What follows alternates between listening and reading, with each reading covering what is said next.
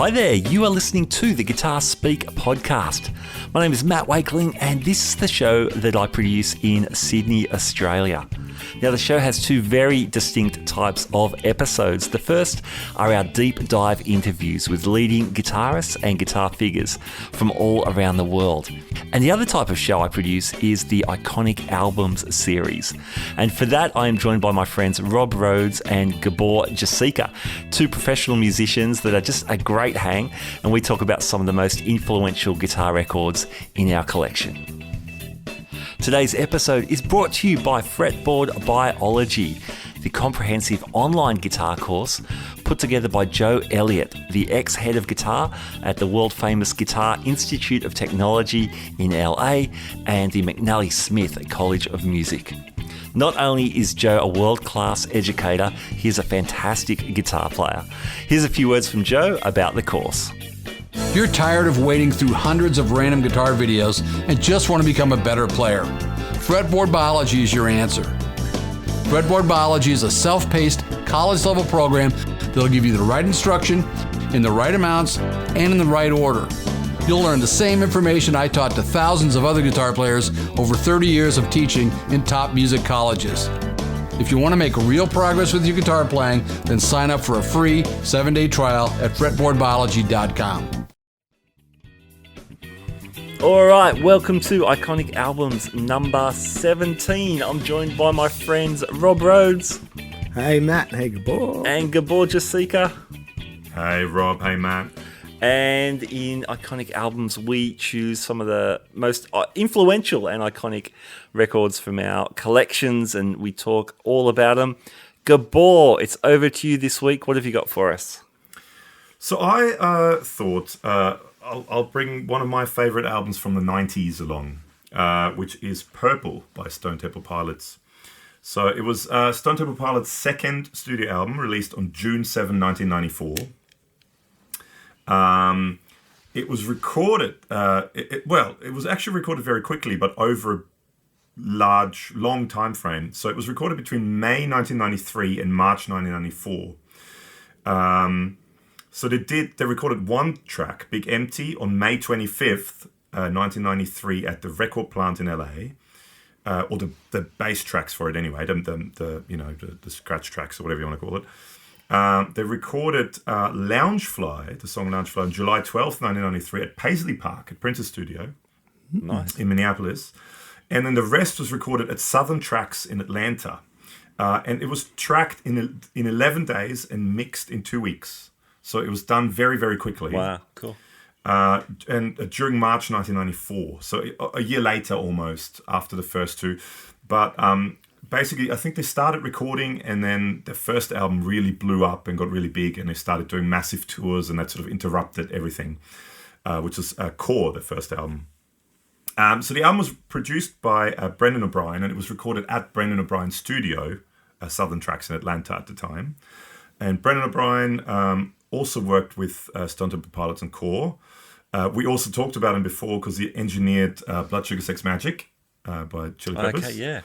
But I mean, if you look through his sort of history of bands he worked with, I mean, he worked with AC/DC, Pearl Jam, Bob Dylan, Rage Against the Machine, Bruce Springsteen, Black Crowes, Aerosmith, Soundgarden, Neil Young, Limp Bizkit, Korn, Train, Audioslave, Velvet Revolver, The Killer, Mastodon, and so on and so on. I mean, massive.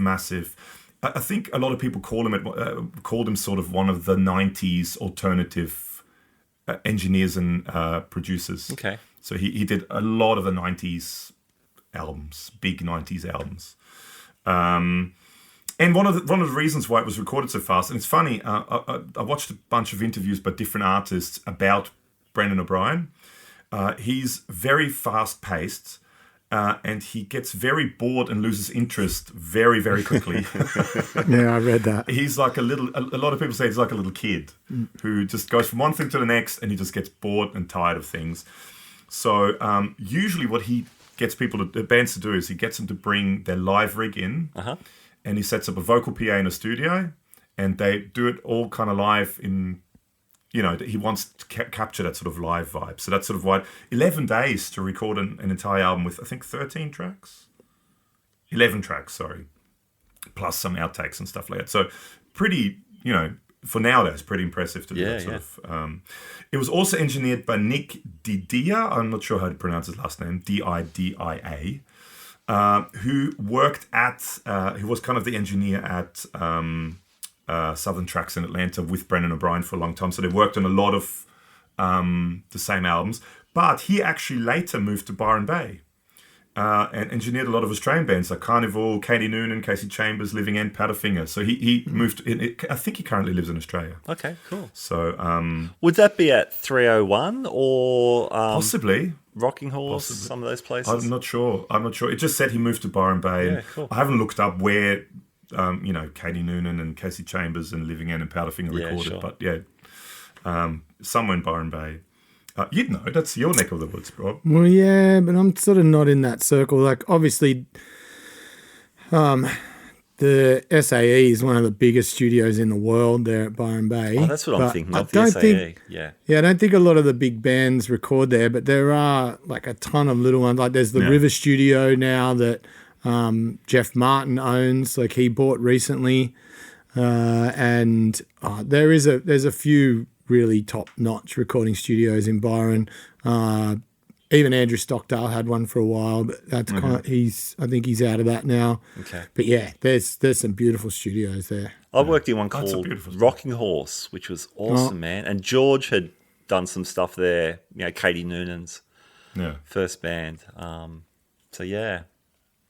We played. I remember we used to play some gigs back in the days in Brisbane with George. They had a cellist as well back in those days. Oh wow, that was so great, man. They were a great band. Yeah, before this is before they kind of got big. This is when they sort of played gigs with small bands like us. But I see Tyrone Noonan. We sort of play a lot of the same solo gigs around, the Gold Coast and that sort of thing. So Brisbane.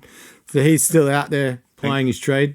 And Katie lives almost around the corner from me. Yeah. Her kids went to the same school as my kids. So. There you go. I used to always see her. It's funny though, because we used to always see her around, and she drove this little. Because now she's got the shorter blonde hair, but she used to have the big long red hair. Yeah. And she drove a little convertible red car, and the number plate was KT New.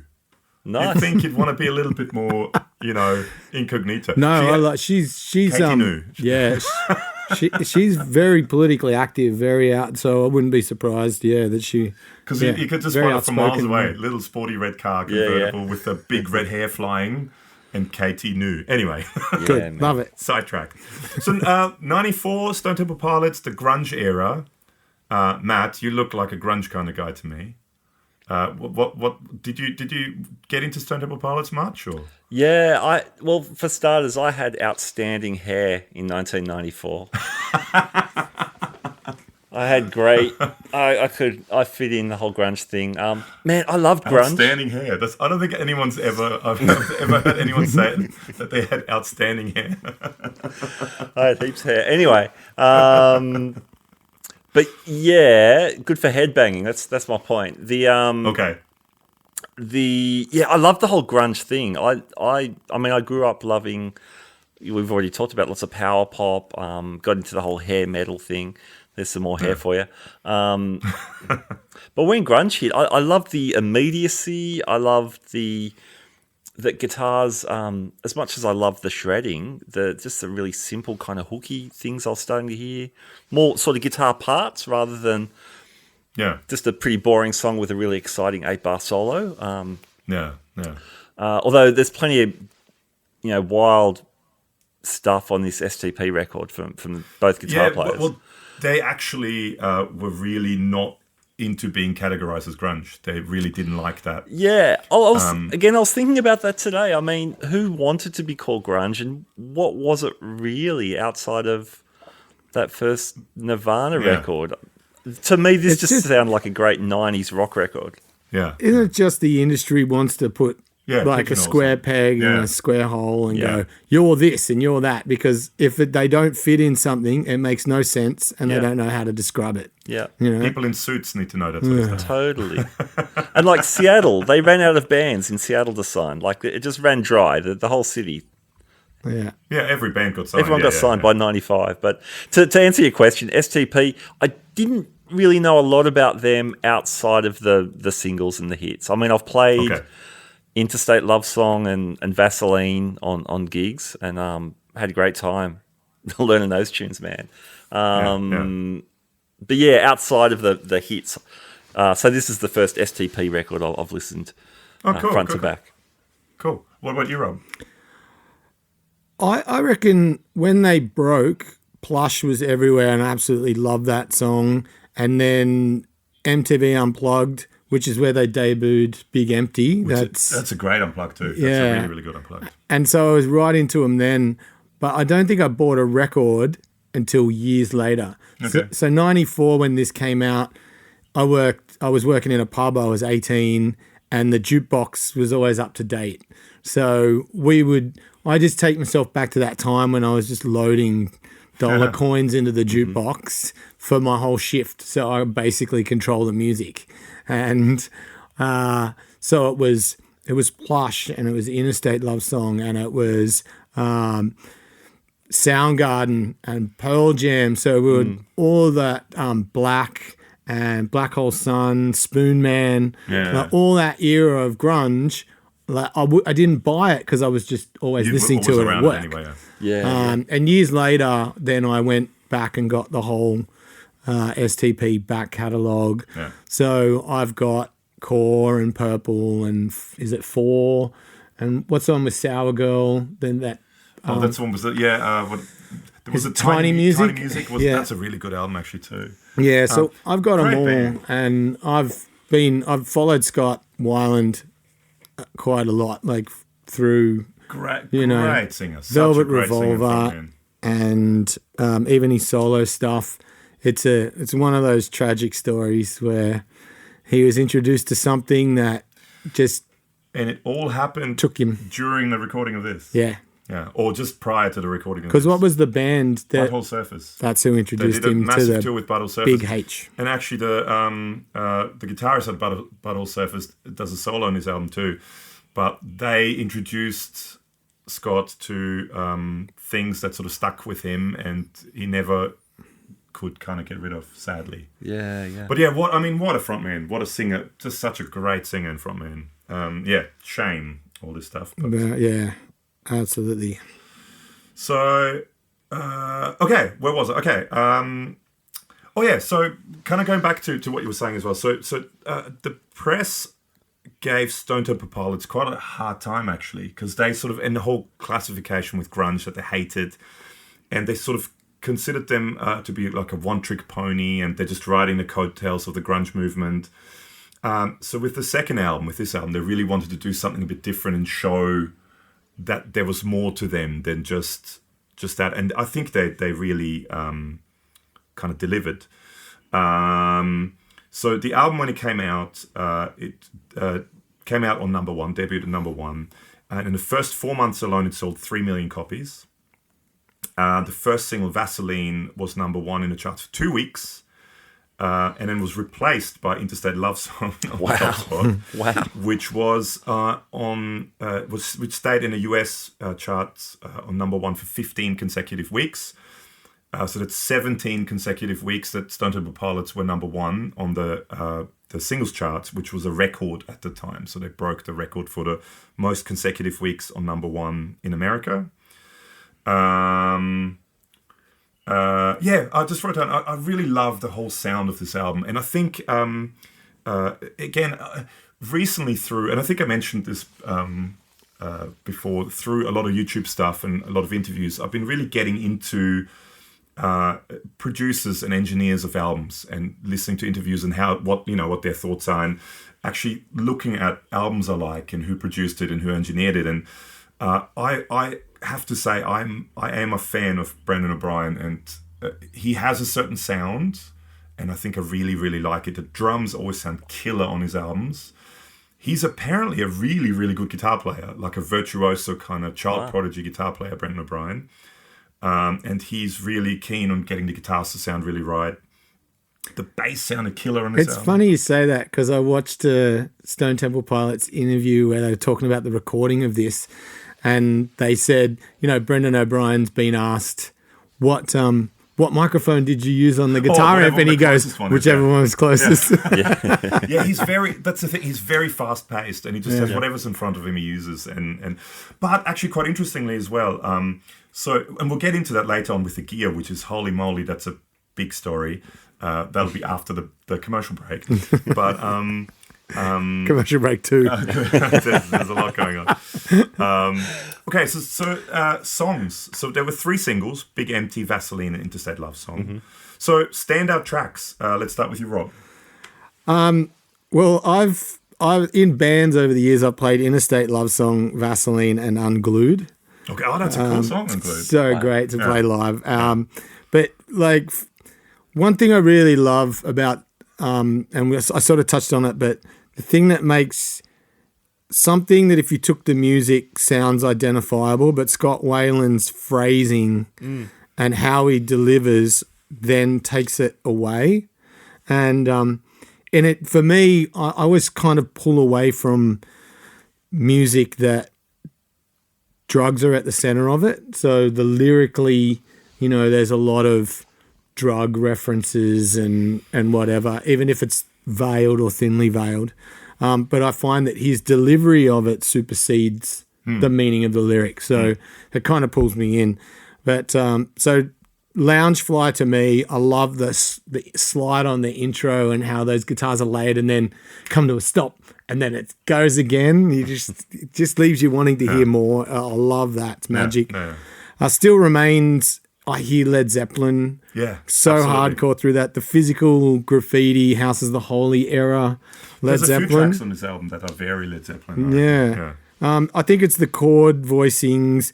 But again, like Scott's contribution kind of moves it away from that, makes it a bit more contemporary. And even though you can pick up the odd plantism in there, he really is able to take the song away from it being too identifiable that way. I think his melodies are really, really, really good. Like he's really good at he's like snakes them around the progression, so he's not following the guitars or the rhythm. He kind of snakes things around. Because I think a lot of their songs, and especially once you get into what chord voicings they use and stuff, which is insane stuff they use for like pop rock sounding songs, that like what the chord voicings are.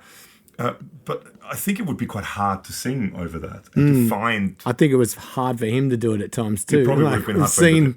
I've seen him live, and he struggles sometimes. That's why that is. Yeah, well, there was to skirt around. You could tell as time went on as well. How skinny he got, and you could see the sort of drugs took over. And there's a lot of interviews actually on YouTube with the DeLeo brothers where they talk about that, where he was sort of. And in the end, they fired him before he died because he just, he would not come to studios and send in recordings of vocals, and they were not really very good and out of tune. And so anyway, that's a sort of different story. But sorry, back to favourite songs. Actually, a great Australian guitarist, Nick Mabry, was in his band when he passed. They were on tour at the time. Yeah. What band was that? That was Waylon's solo just stuff. his solo thing, okay. Back to songs. Silvergun Superman, I love that nasally riff at the beginning. It's kind of like, it's not really a half-cocked wah. It kind of sounds like that, but that's great. Yeah. And I love how it goes into complete chaos at the end. Yes. Try and put that on the grid. Well, I think if you listen to a lot of that stuff, you can tell it's pre-grid. Yeah. Because there's a lot of these sort of stops, and then quite often, and I think, again, like Led Zeppelin, the choruses will the drummer will push a bit and it'll speed up a little bit. I love and that. It's feel, it's fine. Yeah. It's a feel. Yeah. Any Hendrix record, man, it's so special. I love that too. Yeah, and sometimes I think those old studios were on a downhill slope, so tend to speed up. Totally unrelated. I kind of briefly played in a Women of Rock tribute band, and we did a bunch of Janis Joplin stuff. And when you actually listen to it, God, that goes in. The time is just all over. Yeah. That was related to other, external forces. Yeah, and you find that. So I've been getting into just getting some backing tracks and learning some songs through backing tracks, and that karaoke site where you can mix your own tracks, because they play along to the original track. I don't use the click. I just kind of set it up so I know where it's going to come in. But when you read the comments for that site, it's like, why can't you get the click in time? Stop playing along to the record and play to the click. And I'm like, no, I love that it moves around and it's got a human feel, you know. That's what separates them from those MIDI tracks, you know. Yeah, exactly, yeah. Big Empty was always my favorite song on the record. And on revisiting it this week, that hasn't really changed. That's a killer song. I love the Dobro slide, the laid back verse into the big, you know, layered choruses. That's always going to be a winner for me every time. And Unglued just slams along. It's my pick of the rockers on the album. And as much as I love Vaseline and have played that and love playing it, I just think Unglued is a better song. And that may be just because Vaseline's been oversaturated commercially. And this one still sounds really fresh. I love the guitar solo in Unglued. Yeah. It's so dissonant and all over the place. It gets unhinged, man. Is that the Butthole Surfers guy? He played on... oh, God, I wrote it down somewhere. While he's finding it, I actually thought when Gabor says he writes it down that he was going through handwritten notes on the side here. Loungefly. The outro solo to Loungefly is the Butthole Surfers guy. But he's not. He's scrolling on an iPad, just for everyone. Yeah. I always thought he scribed them too. I don't know why. Yeah, so do I. It's on here in person. I can see. It's not. It's a tablet.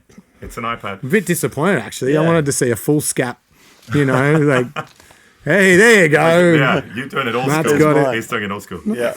No, I just did it for today. Usually, I chisel it into rock. Usually, but yeah, no. Paul Leary is the guy. Paul Leary, that's the guy. Outro solo for Loungefly. Okay. Yeah. Okay, so Matt, favorite songs? Yeah, well, just continuing with that Unglued. Yeah, that whole solo is it's unhinged, man. It is. It's cool. It's cool. I loved it. Sort of that was cool. Silver Gun Superman. Yeah, the fuzzy riffs and that Cocteau thing and the band just imploding at the end.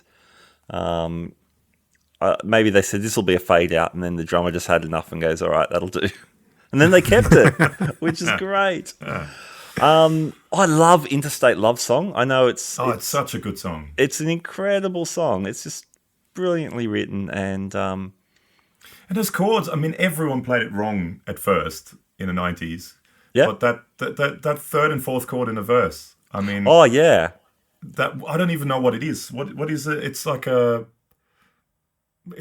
sixth chord or something like that, and then it goes to a B something rather, and then it goes to a B flat minor 7 flat 5, but the second last chord, it's just such cool chord voicings, and how it kind of fits the melody over it, because it's such a dissonant sounding chord, and then fitting the vocal melody over it. There's actually a really great Rick Beato video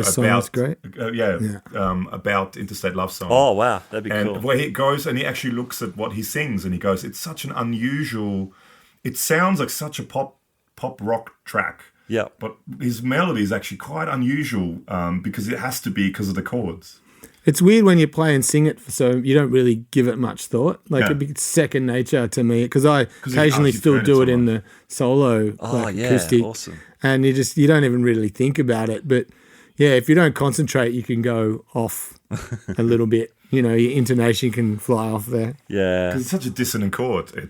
They do some really dense voicings, like you mentioned the voicings before, which is really interesting. And the funny thing is, I read interviews with them, and they're not necessarily massively like theory heads. Yeah. Well, Dean isn't. Apparently, Rob, like all of those chord voicings, that's Robert DeLeo that does it. And they took that from, I think it's the one I made a note about, the Interstate Love Song is basically their bossa nova chords. Yeah, true. Yeah. Yeah, okay. But then a lot of it is just, I think I read some interviews with Dean DeLeo as well, so just saying, I just kind of put my fingers somewhere. Yeah. And you just kind of hear a chord and you just find it. Nice. So it's interesting, yeah. I love that. Yeah. I mentioned the melodic stuff as well, same as you guys. The whole album is super strong. Melodically, it's amazing. I don't know if it's just me. Maybe it's my bent, but the 90s rock I really love. There's always really strong melody. It seemed like melody became a big deal again for rock, which is a cool thing. Which is a really cool thing. Even the Nirvana. Why was it so big? It was so catchy, man. It was so the melodic. Are you stuff. saying Unskinny Bop didn't have melody? I think I am. Saying okay. All right. I'm trying to remember the song. Drawing a line in the sand. I remember folks. I remember the film clip. I don't remember the tune. So What's got you so jumpy? Okay, I cannot sing a Poison song during a Stone Temple Pilots episode. That's just wrong. I'm going to be shouted off the airwaves. Sorry, DeLeos. I've my previous podcast. Well, anyway, let's not talk about me. Vaseline's awesome. That riff is so propulsive. It just keeps churning out. It's great. And again, that so super dissonant first chord. Yeah. What is it, like a 13 sharp 11 or something like that, or whatever it is, something like that. It's just a bizarre chord and just so dissonant, but it fits. I mean, tonally they make those chords work though, which I guess that's it. We'll talk about gear, but yeah. they're obviously pulling tones and they want to hear all these voicings. So it's very, very cleverly done. The secret track. Did you guys see the secret track? The second album. 12 gracious melodies. I love that. I mean, on when you stream it, they've got to warn you there's a secret track coming, I guess. But it was still fun when it turned up. Yeah. And that was I'd almost forgotten, and then I saw like there was 2.5, 3 minutes left on the last track on Spotify, and then it actually switches and tells you that it's the hidden track on Spotify. It's quite interesting. Technology, man. Yeah, it was sung by a musician who so happened to be in a studio called Richard Peterson, and he sang it, and it was like a takeoff on a lot of other stuff that was kind of a lot. It was a takeoff on other hidden tracks on other albums. Oh, okay. Yeah. I was hoping you were going to say Frank Bennett, but anyway. Or maybe Frank Bennett, yeah. But it was meant to be, just from what I read, it's meant to be like making fun of bands putting secret tracks on albums. No, it's great. And I don't know, there's not much information on this guy, Richard Peterson, but it just says he's a musician who was at the studio. Okay. And he sang it. Well, he did a great job. Yeah. Cool. Yeah. He was probably singing jingles or something, you know. Nice. Well, apparently, actually, going back to Brendan O'Brien again, there's interviews as well with Dean DeLeo, where, because he was so in demand in those days, Brendan O'Brien, he'd be in the studio tracking a song, and the next band would start loading the stuff in. And they go, "Oh, we're meant to be here at 5. They go, "Okay, I'll just quickly finish this off." Yeah, I watched it. I think it was the Dave Friedman Tone Talk episode. That's right, with Dean DeLeo, yeah. And he said he was tracking the solo to Still Remains, and Pete Droge just started wheeling his gear in. He's like, "Oh, hey, man. What's going on? I guess I better finish this now." Yeah, that's right. That's good. That's like a rehearsal studio. That's a classic rehearsal studio situation. Yeah. Get the knock on the door. 10 minutes. Yeah, right. Almost there. Don't pack up at the end, like on the hour. Yeah. That's a thing. So, any more standout tracks? Or just they were the big ones. Pretty Penny was cool too. I mean, that's so Led Zeppelin. That's so Led Zeppelin. That's yeah, and of course the Unplugged. It ties into the Unplugged era, and of course the album that you guys mentioned as well. And apparently they were just sitting around in the kind of the living, well, the kind of where you hang out at the studio, like where you eat and sit around and stuff. Yeah. And they started playing it, and it was kind of recorded on the fly. Okay. And I think someone did a video of it, and there's a video of the actual recording of it, but then later they just overdubbed the chorus voice. And I think Scott Whelan just quickly scribbled out some words, and it was sort of done very quickly in almost one take. Okay, wow. Almost like a rehearsal kind of thing. Nice. Yeah. Yeah, that was cool. So for me, I mean, to me, it's just one of those. It's a complete album. It's just great from start to finish. I love the Meat Plow just to start, that sort of heavy riff to start the album off with, the really dissonant chords again, just all throughout, just the dissonance of the chords. Generally the sound of the guitar, and we'll get into that with Gear later on, but how to get the kind of heavy distortion, but still really good chord definition for those dissonant chords. The drums sound killer in it and on that album. There's also later on, there's in a few tracks, there's mellotron and some orchestration in it, which sounds really cool. The bass, if you listen to a lot of the stuff that Robert DeLeo does, just generally all the way through Stone Temple Pilots, it's a very busy bass player, but it's beautifully melodic play, and really I love his bass playing. And it's funny when you listen to the album, it sounds like a very almost kind of Motown-y bass sound, like very smooth, but in isolated, it's very distorted and very dirty sound. But yeah, I mean, Interstate Love Song, one of my favorite, I reckon it's one of my favorite sort of pop rock songs ever. Such a great tune, so catchy. It's almost too short, that song too. It almost, it's almost over too soon. You don't want to stretch it when you're playing it live, but it feels like it needs more something. Yeah. So sometimes you'll play that little riff twice each time instead of the times when it only goes through once, and try and stretch it that way. But yeah, it feels like it's over so quickly. Yeah. I could have 10 minutes of the intro. I'd be happy with that. It's so good. The cool slide solo and stuff. Yeah. That's excellent. Loungefly, that's another one. I love that song. And there's a whole thing about so Robert DeLeo, the bass player, he kind of had this idea in his head about doing a backwards loop. So he played a couple of harmonics on an open tune 12-string guitar, and then they would run the tape backwards. And then the drummer would come up with a melodic tom thing that goes along with it, and the whole song was kind of based around that, which I thought was pretty cool. Yeah. So they wanted to, for this album, they wanted to use studio trickery a lot more. They didn't just want to, but then I think Brendan O'Brien maybe talked them out of it a little bit. And anyway, but that was one. He just wanted to try this reverse loop thing. Yeah. Okay. It's very. It took me back to Achtung Baby a bit, like the layering of that song. Yeah.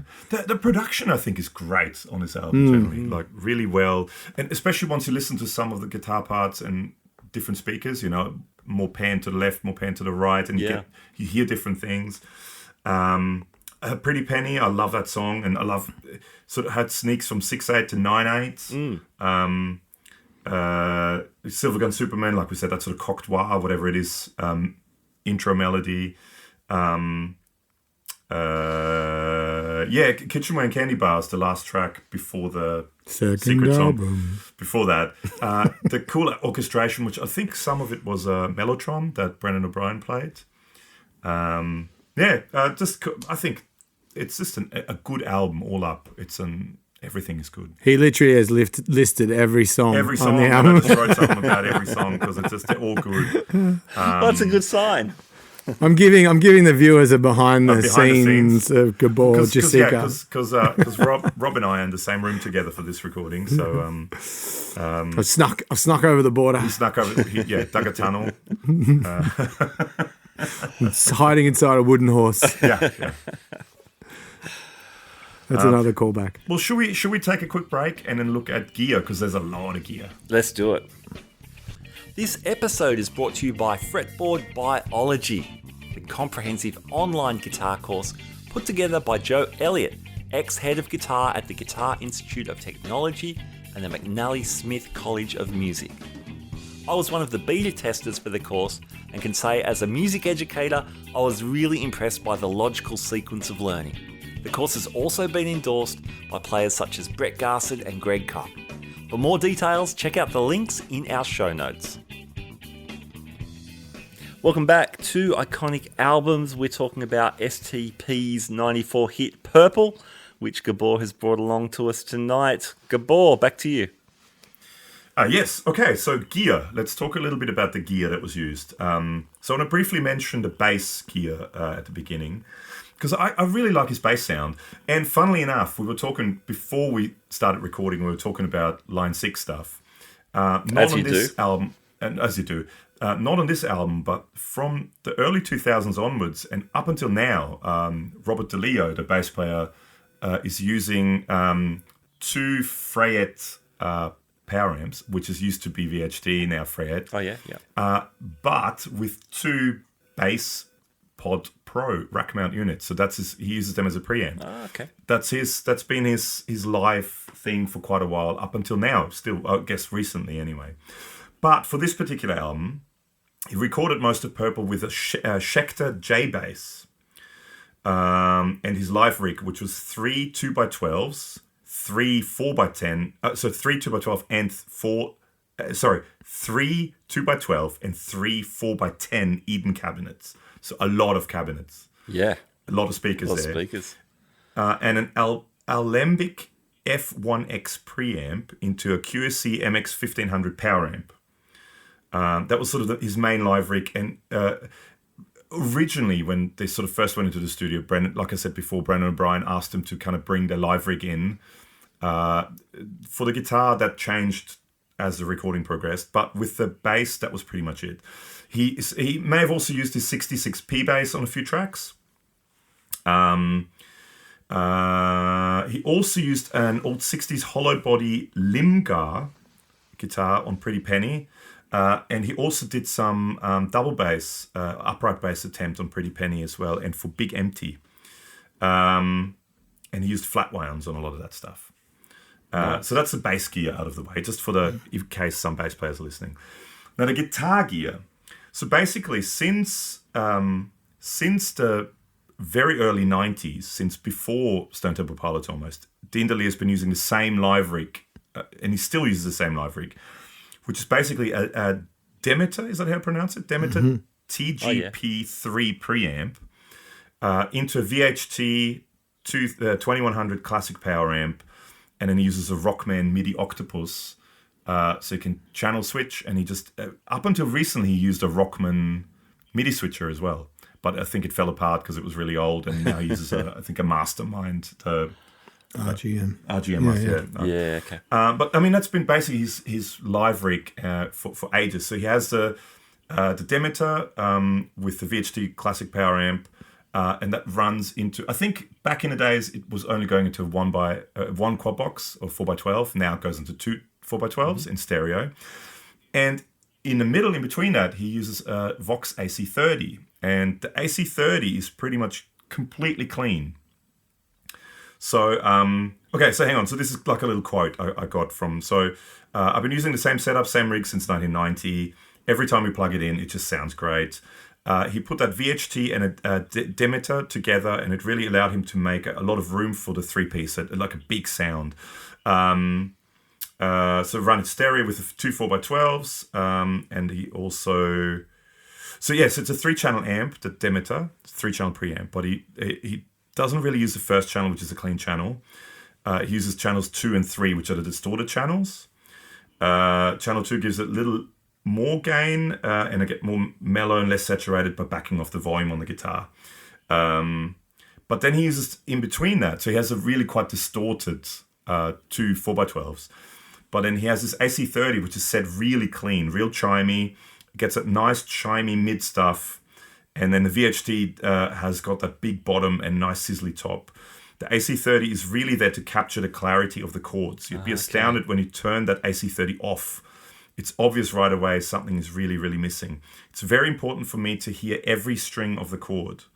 There's a lot of interesting chords being played throughout the night. I wish I could tell you what they were. Laughs, but I don't know. I just know what I want to hear and I get it. But that AC30 set real clean, one of the greatest amps, man. That's the quote. That's great. So that's how to get that note definition. Yeah, wow. They get that really thick, distorted sound, but then there's a totally clean amp in the middle there just to give the attack. And so, but okay, so that's what he first kind of rolled into the studio when it's kind of, and his pedal board at the time. So it was a Rockman MIDI switcher, a Boss CE1 chorus. At some stage throughout that, he got an SIB Vari drive, which is like, I think, a valve distortion pedal, like a drive pedal, preamp drive pedal, a crybaby wah, and a volume pedal. That's pretty much all he used pedal-wise. He did also use a rack. Where was it? God, anyway, there was like a rack unit, but it mainly just used it for reverbs. But he started off using that. But then Brendan O'Brien apparently is a bit of a gear head as well, and had lots of gear sitting around in the studio. So as they were recording, he started using a lot of Brendan O'Brien's small amps that were sitting around. He only really used the big Marshalls in the end, the big Marshall 4x12s for 2 songs. On nearly every song, there's a little 50 Supro with a 10-inch speaker. It goes only about as loud as we're talking right now, so you can totally wind it up. It has a volume knob and a tone knob. You can put it up to 10, and then we just wind out some tellies through that. Core, he used mainly tellies and a Les Paul, but on this album, he primarily used his 57 or 58 Les Paul Special, which is like a Les Paul Junior, but with the two P90s instead of the one. That's Rob's go, man. Yeah. With the single cut, which you can see in the Interstate Love Song clip. It's in TV Yellow. That's the one he used for most of it. But he said he did a lot of overdubs with his 67 Sunburst Telly. Almost every song has 2 guitars on it. We layered. What was it? Oh God, that just moved. They layered a lot of tracks to get a lot of interesting tones and introduce different parts and different things. Between my gear and Brendan's, we had around 40 guitars and 30 different amps. Whoa. We tried a lot of pretty nutty combinations. Interstate Love Song is the Supro with 2 different tellies. In Army Ants, I beat 2 amps. One side was an old Leslie speaker. The other side had a Maestro phase shifter effect, and I was playing an old Vox Mando guitar. Sometimes I used a Gibson 335. The slide part at the beginning of Interstate Love Song was played on a Hofner guitar shaped like a McCartney Hofner bass. Loungefly is an open D minor tuning. Robert plays most of the guitar on that. I played the solo, and Paul Leary of the Butthole Surfers does the solo at the end. Strangling that thing. But we stayed away from effects. It was just guitar, chords, and amps. So it started off quite simple, and then I think they just started nerding out over all the gear that was there and trying out different things. Yeah. Acoustic guitars, there was a 12-string that his guitar tech Kevin Zazzara built when he was going to Lutheran School in Arizona. It's possibly the best sounding 12-string I've ever heard. I'm just throwing one of those Dean Markley Pro Mag pickups in the sound hole, putting the signal through an acoustic preamp and dialing it in, nothing fancy. Also trying a number of different Martins and a Guild. So that's sort of what was on. I think the acoustics was sort of an afterthought. Yeah. But sort of the main guitars he played live throughout that time was a 78 black Les Paul Standard. And he had it rewired so he can run the 2 pickups out of phase for out of phase sounds. He also used a 77 Les Paul Standard in wine red, and then he had a 78 Les Paul Standard in sunburst. And then that 57, 58 single cut Les Paul Special in TV Yellow. And then he also used, and it's a bit of a mystery, there's a vintage white kind of yellow telly with a Bigsby that he plays in a Vaseline clip, which he kind of used on some of the recordings as well. But yeah, so that's it. It's just interesting how they kind of went from his kind of simple setup, which he still uses, but then it turned into this massive, let's just use whatever's there and let's experiment with stuff. So that's the gear. Very cool. Yeah, I definitely remember him, like the black Les Paul and the wine red, like you'd see those live, two. that's the 2 that he used most of the time. Yeah. And he bought that. There's another little quote. So the first Les Paul I got was my Sunburst, which I bought brand new at Manny's on October 29th, 1978. And for some reason, every Les Paul that stepped into my life was a 78, except for my Special, which is a 57, but then it says 58 in some 57. I just got that prior to making the Purple album. I used it on a lot of that album. Interstate Love Song is that guitar in my Sunburst telly. And he bought that guitar around about the same time. I guess they got some... they were quite... the second album, there was a lot of pressure on them as well because the first album did quite well, even though the media wasn't too happy about it. But I guess there was a lot of record company pressure as well to kind of follow up album. So is there anything you guys want to add to all that? Or No, like Any I Rob's think fun you and I facts? watched all the same, like the Tone Talk videos and all those sorts of things. And there was a couple of, I just typed, Stone Temple Pilots interview 1994 or DeLeo interview.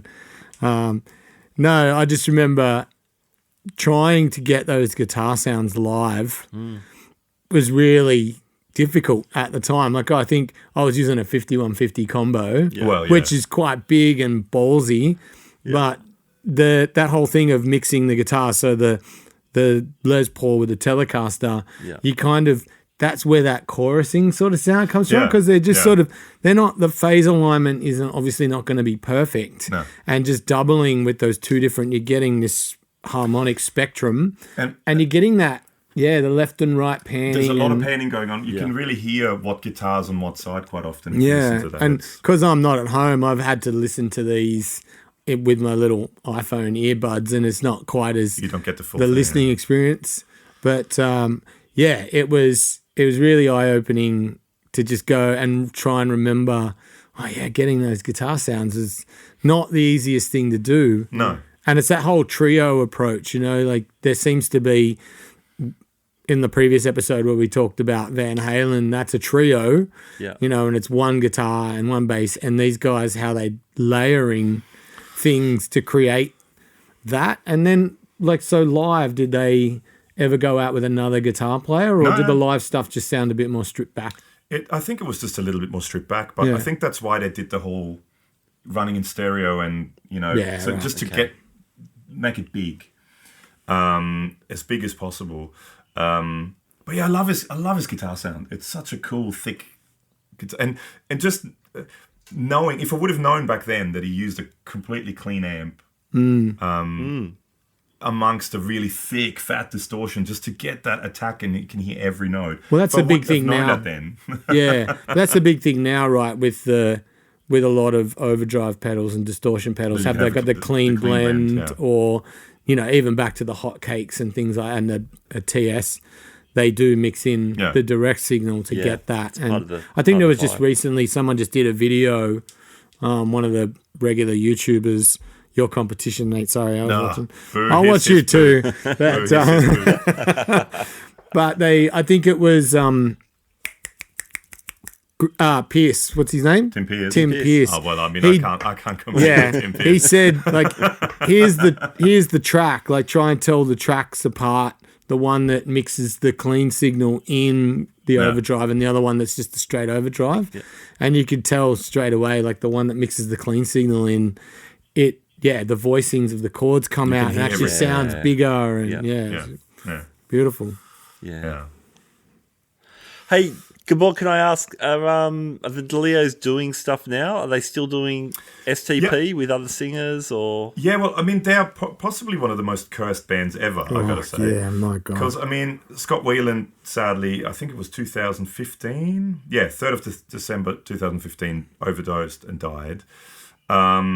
Then they had Chester, Bennington from really? Linkin Park. Linkin Park. Too. Oh man, he was singing for a while, and he committed suicide. Yeah. And now they've got a guy called Jeff Gutt, who was the runner-up on the 2013 US X Factor. Okay. He sings for them right now, and apparently they did. There was an interview I watched again with the DeLeo brothers, and they did almost open edition for a singer. Yeah, I was going to send in a tape, and I just never got around to it. And he said they got, because it's all video, he said, there's, some of the stuff is just, wow. Yeah. My mom tells me I can sing. Yeah. They asked but for so it. apparently this guy, Jeff Gutt, he I think he sings in a metal band or something as well, but he went on to X Factor and became a runner-up in 2013. And apparently what they said, I don't think I've really seen much of him with Stone Temple Pilots, but apparently he really suits it well and fits in really, really well. Yeah, cool. And they were just about to go on another tour as COVID hit, as things are. But I think they're getting ready now to go on tour, now that things are kind of opening up again. Yeah. So they're still doing it, and I think they were still working on albums. They released quite few albums post Scott Weiland. They had, I think, one or two with Chester. One maybe with Chester. I didn't get any of that, but I did listen to the last one that came out one time through during COVID, but it kind of didn't stick. Kind of in the similar way that Alice in Chains with the new singer. It's not quite the same. I got that first record, but I haven't really ever revisited it outside that first couple of weeks of listening. I think Scott Weiland, it's just such a hard guy to replace because, I mean, he was such a, like, personality as well, but just such a great frontman and singer and his phrasing and just everything about, you know, he was just quite unique. And I think to replace someone like that is quite hard. I mean, they're amazing band, killer band, and great songwriters. I think, I mean, Robert DeLeo, I think, is sort of one of the main writers, but Dean writes as well. So Robert is a bass player. Dean writes a bit as well. And I think on this album, Scott Weiland started writing some of the songs as well. So I think it's hard to kind of do it with someone else. Sure. You know, and getting older too, and yeah. Sure. Well, man, Purple, great record. Thanks for bringing it along, Gabor. Really cool to Hey, you want some fun facts? Fun facts. Oh, you got fun I'm facts. waiting for fun facts of Rob. I do. I've already touched on a couple of them, but the Big Empty, how it was written the year before, but it featured on the soundtrack for The Crow. Oh, yeah, that's right. Yeah. And we all know what happened. Speaking of tragedy, Brandon Lee during the filming of that. Cursed. It could be them. It's them. It's probably them. Yep, we touched on that one. Vaseline. So in an interview with Scott Weiland, he revealed that the key line in the song came from a misheard lyric. His parents put on the song Life in the Fast Lane, and Weiland thought they were singing Flies in the Vaseline. Cool. I'll never hear that Eagles tune the same again. Flies in Vaseline. Kevin Kerslake directed Vaseline and the Interstate clips, but he's also directed music videos and concert films for the likes of Nirvana, Bush, R.E.M., The Stones, Green Day, Faith No More, Smashing Pumpkins, Red Hot Chili Peppers, Velvet Revolver, Lana Del Rey, and he most recently directed the 2018 Joan Jett doco called Bad Reputation. Stone Temple Pilots were originally called Mighty Joe Young. Yeah. And they had all the artwork for Core done, ready to go. And they've got a phone call saying, there's this old blues singer called Mighty Joe Young. You can't use the name. Wow. So they couldn't think of a name, and it delayed the release of Core by 8 weeks. Yeah. And then they finally just saw the STP oil sticker. The sticker. And said, wouldn't it be great if we could come up with a name and then just people called us STP? So they went through and through and through before they came up with, it's a great name. With the name Stone Temple Pilots. Yeah. So, I had a few other fun facts, but we actually went through them earlier. Oh, sorry. No. It was during a conversation. It wasn't. I put in the Pete George. I don't want to steal the fun facts thunder. No, you didn't, because I got the Bossa Nova chord thing in Pete George thing in, and the early release of Big Empty. Yeah. So Big Empty also won the MTV Movie Award for the best song from a movie. So, there are all the fun facts with Rob. Boom, boom. I'm going to make it longer. Nice one. Great record. Thank you, Gabor, for bringing Purple along. Rob, thank you. Rob, when you're not writing fun facts, what are you doing? Where can we find out about you? It's just fun all around at this end. Living in the 70s is my main gig. It's for all the boomers out there. Well, I'm keeping them going, keeping them dancing. Living in the 70s live on Facebook. It's all out there. Very good, very good. And you do it well. Mate. Gabor, when you're not working out densely voiced chord voicings through multi-amp rigs, what are you doing, man? Well, that's what I do most of the time. But if you really want to hear me talk and see me talk more, people out there, why not go to YouTube and type in the SuperFunAwesomeHappyTime pedal show, all one word, or just go SuperFunAwesome. all one word. You'll find it. And that's me, myself, and my friend, all my personalities, and my friend Alex. And we review guitar gear, so pedals and amps and guitars and all that sort of stuff. And I sneak the odd Stone Temple Pilots riff into some demos every once in a while. Very good. And other riffs from the 90s as well. So, if you want to watch that, check it out. And that's when he gets demonetized. Well, don't even say that. Haven't yet. All right, fellas, thanks for another great iconic albums. I'll catch you next week. Yeah, we'll see you then. Bye. All right, thanks for joining us for another Guitar Speak podcast, Iconic Albums. I've really enjoyed putting these conversations together with Rob and Gabor, and it's been a really cool addition to our podcast show, which every week has deep dive one-on-one interviews as well. That's been our bread and butter for the last 5 years, and that will be continuing as well. Thanks to Fretboard Biology for sponsoring today's episode. Check out the links in the show notes. All right, my name's Matt Wakeling. You've been listening to the Guitar Speak podcast.